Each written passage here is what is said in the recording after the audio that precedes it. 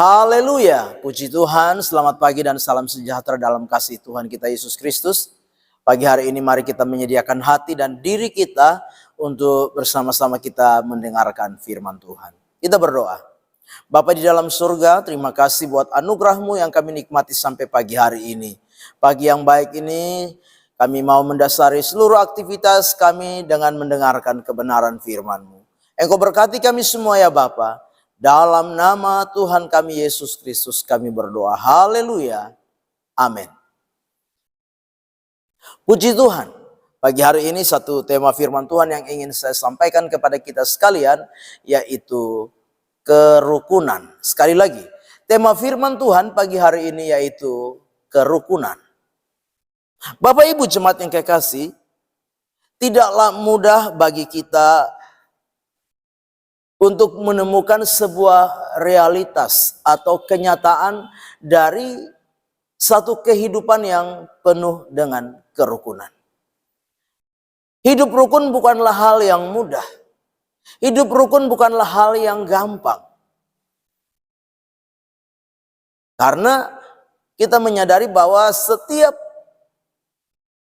kita dalam menjalani hidup ini, baik dalam sebuah kelompok yang kecil, itu dalam sebuah keluarga, dalam sebuah kelompok yang mungkin lebih besar lagi, dalam sebuah kelompok bertetangga, bermasyarakat, bahkan juga di dalam sebuah kelompok yang disebut dengan gereja, kita kadangkala sulit menemukan yang namanya hidup di dalam kerukunan.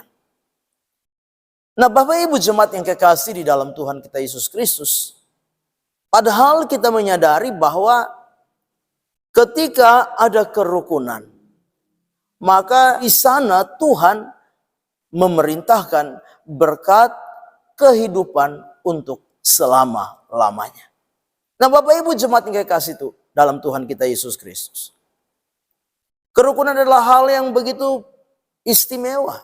Kerukunan adalah hal yang begitu penting, bahkan memiliki nilai yang sangat tinggi dalam pandangan Tuhan.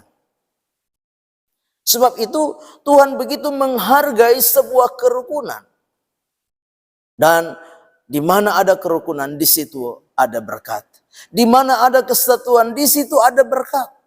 Itulah janji Tuhan. Sehingga Tuhan memberikan sebuah prioritas yang sangat tinggi. Tuhan memberikan sebuah penilaian yang sangat tinggi. Tuhan menghargai kerukunan. Tuhan menghargai kesatuan begitu tinggi.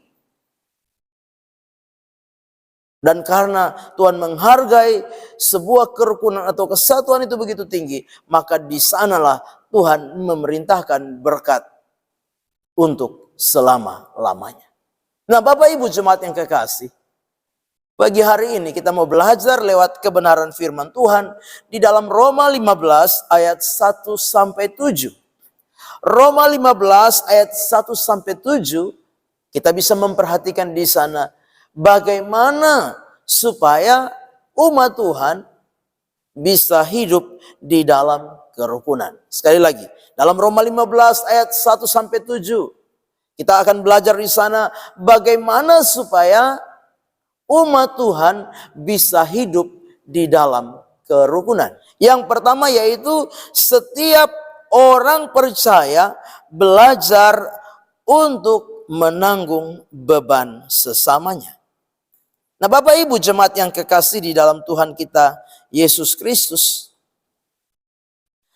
kita dapat memperhatikan itu di dalam Roma 15 ayat yang pertama. Kita yang kuat wajib menanggung kelemahan orang yang tidak kuat. Jadi ini hal pertama. Belajar ya menanggung beban sesama. Yang kuat menanggung yang lemah. Sebuah pepatah berkata demikian, berat sama dipikul, ringan sama dijinjing. Kita belajar bahwa memang bukanlah hal yang mudah. Tetapi inilah yang Tuhan mau di dalam setiap kehidupan kita. Untuk kita menikmati berkat di dalam sebuah kerukunan, Maka yang pertama, yang kuat harus menanggung yang lemah. Yang mampu menanggung yang tidak mampu. Nah Bapak Ibu jemaat yang kekasih, pagi hari ini, mari kita mau belajar bersama-sama. Di dalam kehidupan kita sebagai orang percaya. Yang kedua yaitu tidak memikirkan keuntungan diri sendiri. Yang kedua, tidak memikirkan keuntungan diri sendiri. Ya. Dengan jelas ayat yang kedua, setiap orang di antara kita harus mencari kesenangan sesama kita demi kebaikan untuk membangunnya. Jadi yang kedua yaitu tidak memikirkan keuntungan diri kita sendiri. Kita menyadari bahwa manusia ini di dalam diri setiap pribadi itu ada ego, keakuan. Bahkan yang lebih lagi yaitu egosentris. Hidup berpusat kepada diri sendiri. Hanya memikirkan diri sendiri, kesenangan sendiri, keuntungan sendiri. Jadi yang penting, yang perlu untuk apa?